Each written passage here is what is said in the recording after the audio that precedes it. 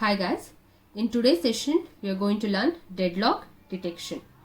So what is meant by this detection? So after allocating the resources to the process, operating system checks whether any deadlock is there or not. Okay, so here if the resource type is of single instance, okay, if the resource type is of single instance, then we are going to use this method. Okay, so here this is your resource allocation graph.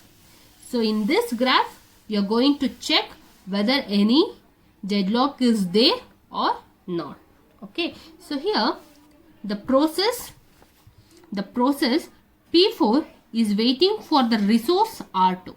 The process P4 is waiting for the resource R2, but R2 is allocated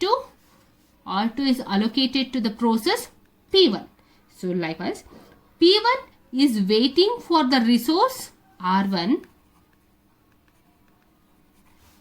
Process P1 is waiting for the resource R1, but the resource R1 is allocated to the process P2. Okay, so next P2 is waiting for the resource R3. W means waiting. So but R3 is allocated to the process P5. A means allocation. Okay, so P2, the process P2 is waiting for the resource R4, but R4 is allocated to the process P3.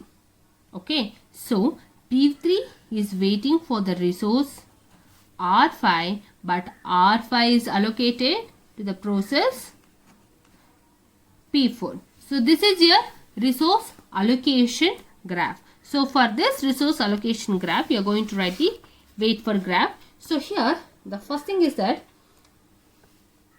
P4 is waiting for the resource R2, right? So P4 is waiting for the resource R2, but R2 is allocated to the process P1.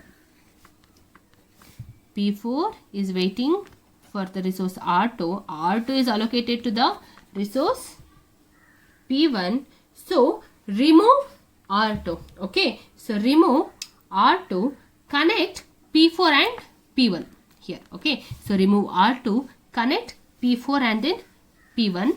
So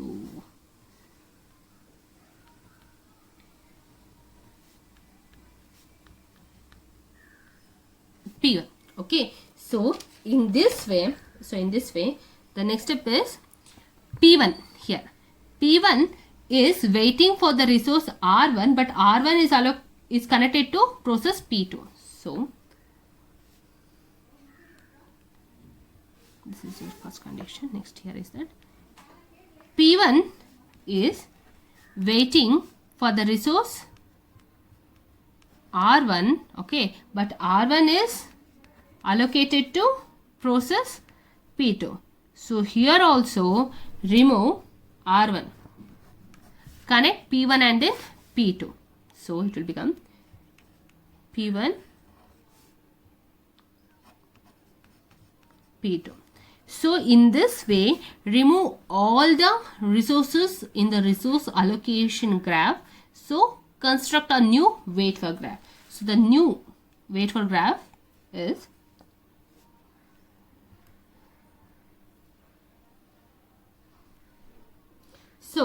construct the wait for the graph based on this method. It means you are just removing the resources in between this process. In between these two processes, we are just removing the resources. After removing each and every resources in the resource allocation graph, we will get a final graph in this way.